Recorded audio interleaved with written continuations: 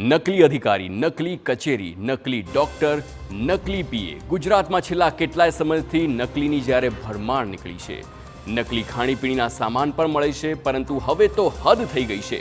હવે ફૂટી નીકળ્યા છે નકલી રાજા. જી હા, રજવાડા તો ગયા, પરંતુ રાજવીઓ હજુ છે. અને આવા જ એક નકલી યુવરાજ આજકાલ ચર્ચામાં આવ્યા છે. કોણ છે આ નકલી યુવરાજ અને કેમ થયો છે તેનો વિવાદ? જુઓ આ રસપ્રદ અહેવાલ.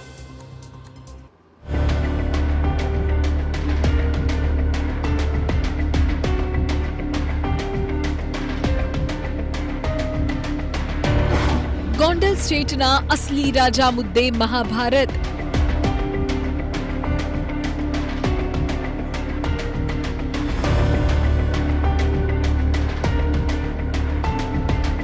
કાર્યક્રમોમાં દેખાતા રાજવી અસલી કે નકલી?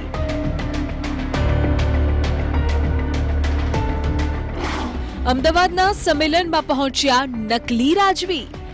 ભારત દેશ આઝાદ થતાની સાથે જ રાજા રજવાડા જતા રહ્યા, લોકશાહી આવી. એ સમયે ઘણા એવા સ્ટેટ હતા જે આજ દિન સુધી પ્રખ્યાત છે. એ સ્ટેટના રાજવીઓ અને પરિવારને લોકો આજે પણ આદર આપે છે.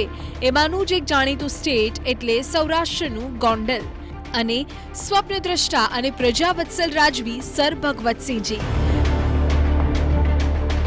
પરંતુ અત્યારે ગોંડલ સ્ટેટ વિવાદમાં આવ્યું છે. કારણ છે ત્યાંના નકલી યુવરાજ.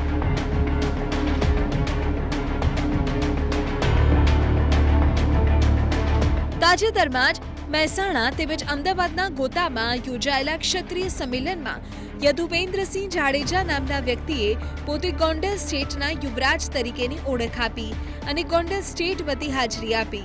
તેનો વિડીયો સામે આવતા જ ખુદ ગોંડલનો રાજવી પરિવાર અને ગોંડલ પંથકના લોકો ચોંકી ઉઠ્યા. કેમ કે જે વ્યક્તિ ક્ષત્રિય સંમેલનમાં યુવરાજ તરીકે હાજર રહ્યા તે યદુવેન્દ્રસિંહ જાડેજાને ગોંડલના રાજવી પરિવાર સાથે કોઈ લેવા દેવા જ નથી. સમગ્ર મામલે હવે ખુદ ગોંડલ સ્ટેટના પ્રતિનિધિ રાજેન્દ્રસિંહ જાડેજાએ સ્પષ્ટતા કરી છે. યદુવેન્દ્રસિંહ જાડેજા જે ગોંડલ સ્ટેટના 9 પેઢી પહેલાના છૂટા પડેલા ભાયાત છે, જેમનું ગામ છે દાળિયા અને વેજા ગામ, જે રાજવી વખતમાં રાજવી કાળના સમયમાં એમને એમના પૂર્વજોને એ ગામ આપેલા હોય. એ યદુવેન્દ્રસિંહ જાડેજા ત્યાંના છે, અમદાવાદ સ્થિત પોતે રહે છે. અને ઘણી જગ્યાએ અમે સોશિયલ મીડિયાના માધ્યમથી ઘણી જગ્યાએ વિડીયોમાં, યુટ્યુબમાં બધી જગ્યાએ જોયું કે ગોંડલ યુવરાજ સાહેબ ગોંડલ સ્ટેટના પ્રતિનિધિ અથવા ગોંડલ સ્ટેટ તરીકે પોતે જ્યારે આવી રીતે હાજર રહેતા હોય તો બધાને અમે સ્પષ્ટતા કરી છે કે ગોંડલના સ્ટેટ એ ગોંડલના 17મા ઉત્તરાધિકારી અને મહારાજા સર ભગવતસિંહજી જે જેનાથી સમગ્ર વિશ્વમાં ગોંડલ પ્રખ્યાત છે તેના 5મા ઉત્તરાધિકારી એટલે કે એ હાલમાં વર્તમાન મહારાજા હિમાંશુસિંહજી સાહેબ છે. અને આ બધી જ બાબતો સાથે અમને કોઈ લેવા દેવા નથી. પણ યદુવેન્દ્રસિંહ જે જગ્યાએ ફરજી રાજા કે જે કંઈ શબ્દો એમને આવતા હોય કે ભાઈ ગોંડલ ફરજી ગોંડલ સ્ટેટ કે, તો આ બાબતમાં હું સ્પષ્ટતા કરું છું કે આમાં ગોંડલ મહારાજા સાહેબ કોઈ જગ્યાએ નથી અને યદુવેન્દ્રસિંહજી કોઈ ગોંડલ સ્ટેટ નથી. સ્પષ્ટતા કરાય કે સંમેલનમાં કે કાર્યક્રમમાં અસલી ગોંડલ સ્ટેટ તરફથી કોઈ પ્રતિનિધિ ઉપસ્થિત રહ્યા નથી. ગોંડલ સ્ટેટના મહારાજ હિમાંશુસિંહજી એકમાત્ર અસલી રાજા છે. 8 મહિના પહેલા હિમાંશુસિંહજીનો રાજ્યાભિષેક થયો છે. યદુવેન્દ્રસિંહ જાડેજા 9 પેઢીથી છૂટા પડેલા ભાયાત છે, જેમનું ગામ દાળિયા અને ભેજા છે.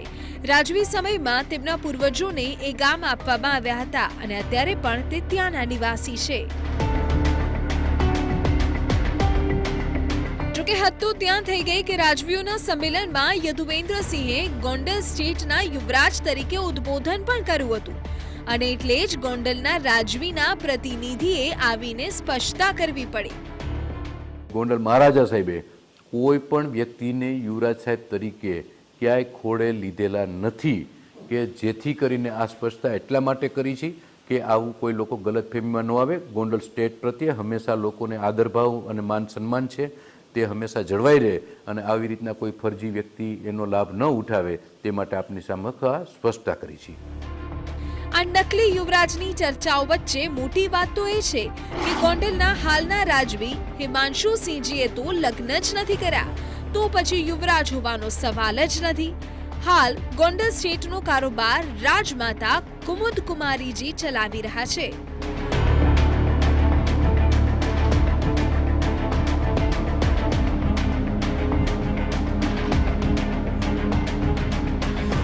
ત્યારે હવે નકલી યુવરાજનો કિસ્સો સામે આવ્યા બાદ ગોંડલ સ્ટેટે કોઈ પણ સંસ્થા કે સમાજે રાજવી પરિવાર અંગે સ્ટેટમેન્ટ આપતા પહેલા ગોંડલ સ્ટેટની મંજૂરી લેવી જરૂરી છે તેમ જણાવ્યું.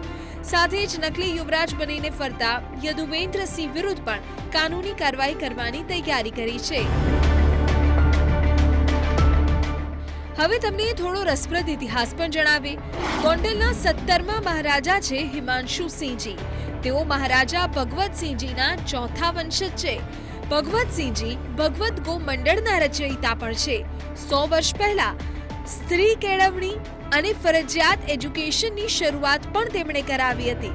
ઇતિહાસ ખૂબ રસપ્રદ છે અને હાલના રાજવી હિમાંશુસિંહજી તો રેસર પણ રહી ચૂક્યા છે.